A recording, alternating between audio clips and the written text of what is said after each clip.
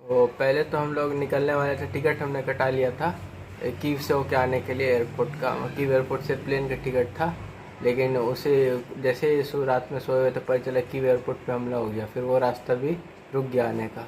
तो फिर उसके बाद सब में घबराहट का माहौल हो गया, कैसे निकले यहाँ से। फिर उसके बाद फिर सारे तरफ हमला होने लगा, तो फिर सायरन और इनका आवाज़ आने लगा। उसमें फिर छुपना पड़ता था हम लोग को। फिर धीरे धीरे डर का माहौल और बढ़ते गया।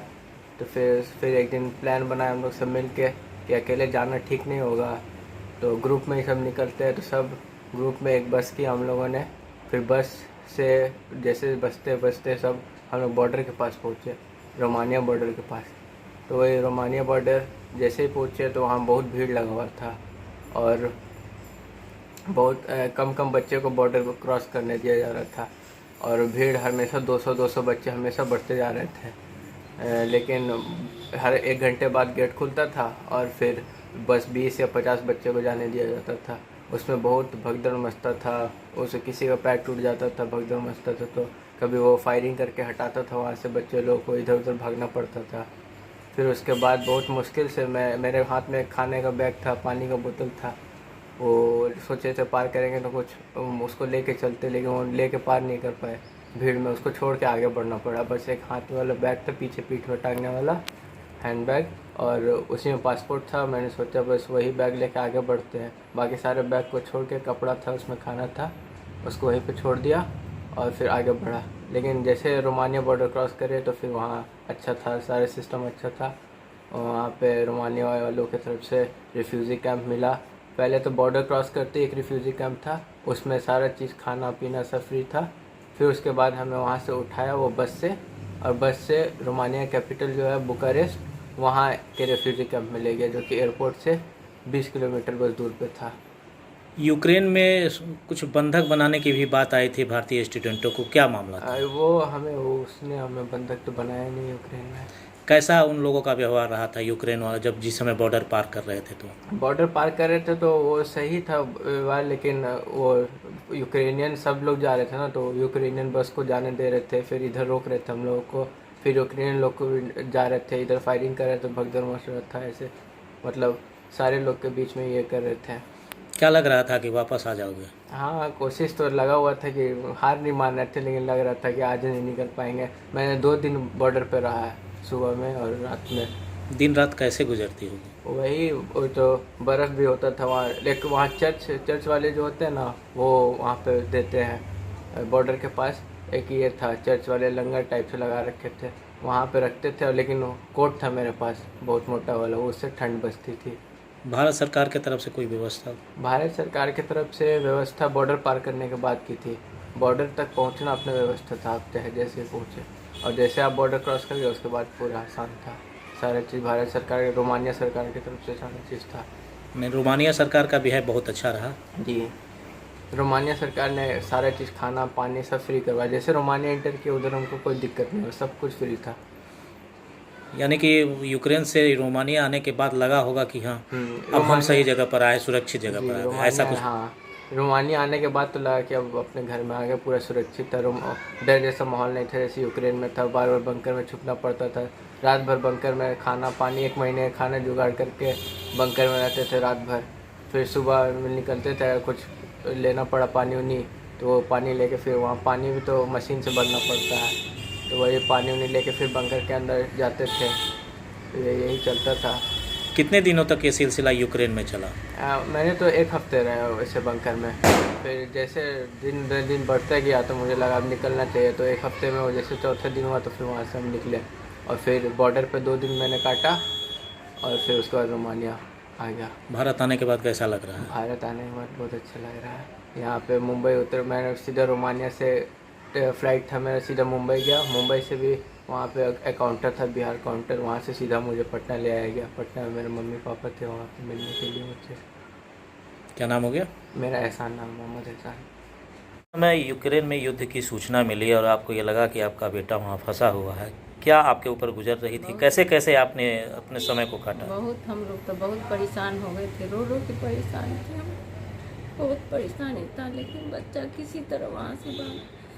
2 घंटा तो बच्चा निकल के रास्ता में चल के गया है, 8 किलोमीटर चल के बॉर्डर पे रोमानिया बस- बॉर्डर गया। बस वहाँ नहीं जा पा रही थी भीड़ के वजह से, तो बच्चा जो है से चल के वहाँ तक गया है 8 किलोमीटर। अब फिर भी वहाँ जाके रात दिन वहाँ पे खड़े रहा। अब उतना बर्फ गिर रहा था, उसी में खड़े खड़े तो 2 दिन के बाद जाके अंदर बच्चा गया। अब कैसा लग रहा है? अब बच्चा आ गया तो हमको बहुत अच्छा लगा, बहुत अच्छा लगा। बहुत परेशान हो गए थे बच्चा आएगा कि नहीं। आगे की पढ़ाई के लिए फिर क्या सोच रही हैं आप? पढ़ाई के लिए अब देखिए सोचा जाएगा, पढ़ाई तो करना ही है। अब देखिए क्या माहौल जैसा रहता है वैसा सोचेंगे। भारत सरकार से क्या अपील करना चाहती हैं? भारत सरकार मतलब इधर ही अगर वही इसमें करवा देते तो अच्छा रहता। उधर तो कम लग रहा है, इधर तो बहुत ज़्यादा लग रहा है ना। इससे वही काफ़ी तनाव में थे हम लोग कि पता नहीं बच्चा किस साल में होगा, क्योंकि वो विदेश में है तो वहाँ हम लोग कुछ कर भी नहीं सकते थे। तो घबराहट तो थी ज़रूर कि किसी तरह वहाँ सुरक्षित रहे और युद्ध कुछ कम हो, या लगता था कि ख़त्म हो जाएगा, समझौता हो जाएगा, लेकिन देखें कि दिनों दिन और बढ़ता ही जा रहा है। तब बहुत ज़्यादा घबराहट हो गई कि भाई अब तो बहुत मुश्किल है, बमबारी काफ़ी हो रहा है, बंकर में जा कर के छुपना पड़ रहा है। तो यहाँ से हम डायरेक्शन दिए कि भाई कोई उपाय करो, किसी तरह तुम लोग बॉर्डर पार कर जाओ, चाहे जो मिले वहाँ पर, पोलैंड हो, रोमानिया हो, जो हो, अपना निकलिए वहाँ से। तो ये लोग फिर देखा, ये लोग भी वहाँ सोचा हुआ कि अब बहुत मुश्किल हो रहा है, भागने ही में फ़ायदा है। तो फिर ये लोग अपना वहाँ बस वगैरह किया, उससे बॉर्डर पर आया। तो बॉर्डर पर तो 8 किलोमीटर पहले ही छोड़ दिया इन लोग को। फिर किसी तरह 2 दिन में दिन रात अपना परेशानी झेला, उसके बाद वो अपना बॉर्डर क्रॉस किया।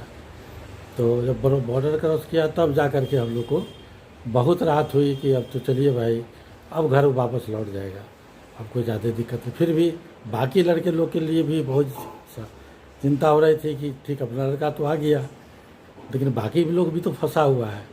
भगवान करे कि उसको भी किसी तरह वहाँ से वो लोग भी निकले। और हम तो सोच रहे थे कि भाई अगर भारत से रूस का अच्छा संबंध शुरू से ही रहा है, अगर उनको भारत सरकार अगर कुछ अपील करे कि भाई कुछ 1-8 सप्ताह के लिए चीज़ फायर कर दे, या 2 दिन के लिए भी चीज़ फायर करे ताकि बच्चे लोग को निकाल सके, तो ज़्यादा अच्छा रहता। लेकिन तो सीज फायर तो हो नहीं रहा था, वो तो दिनों दिन बढ़ता ही जा रहा था। और पता नहीं अभी भी लड़के फंसे हैं ये क्या। अब क्या अपील करना चाहेंगे केंद्र सरकार से ऐसी स्थिति में? केंद्र सरकार से अपील करना चाहेंगे कि बहुत सारे मध्यम वर्ग के लड़के हैं जो कि ज़्यादा नंबर लाने के बावजूद भी नहीं होता है, तो उस कंडीशन में उसकी ख्वाहिश रहती है कि भाई मेडिकल का पढ़े, लड़के की भी ख्वाहिश रहती है। तो सरकार जो विदेशों में जितना पैसा लेता है, पढ़ाई होती है कि MBBS की, अगर सरकार यहाँ भी वैसे ही कर दे तो लड़के लोग भी अपने ही देश में रह जाएंगे और पैसा भी यहीं रह जाएगा, और उनका जो इच्छा थी वो भी पूरा होगा, अच्छे से MBBS कर लेंगे यहीं। ऐसा सुनने में आता है कि यहाँ एक्सपेंस ज़्यादा है और विदेशों में एक्सपेंस कम है, इसको लेकर लोग ज़्यादा विदेश भाग जाते हैं। तो वहाँ हमको 30-35 लाख रुपया में एक कोर्स हो जाता है MBBS का, जबकि उसी के लिए यहाँ 1 करोड़ देना पड़ता है। तो हर आदमी अफोर्ड नहीं कर पाता है। इसलिए हम चाहेंगे, सरकार से गुजारिश करेंगे कि भाई आप भी वैसे ही करें जो विदेश में करता है, तो और ताकि यहाँ से लोग जाए नहीं जाए, पलायन नहीं हो बच्चे का, देश की पैसा देश ही में रह जाए, बच्चे भी रह जाए।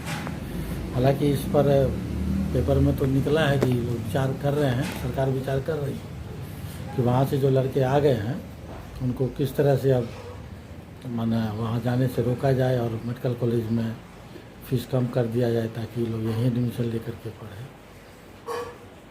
इस तरह के पेपर में तो निकला है, हम देखिए क्या होता है। क्या नाम हो गया सर आपका? मेरा नाम डॉक्टर मोहम्मद समीद हुआ, इंचार्ज मेडिकल अफसर देव CSC है ना, वहीं के प्रभारी चिकित्सा पदाधिकारी है।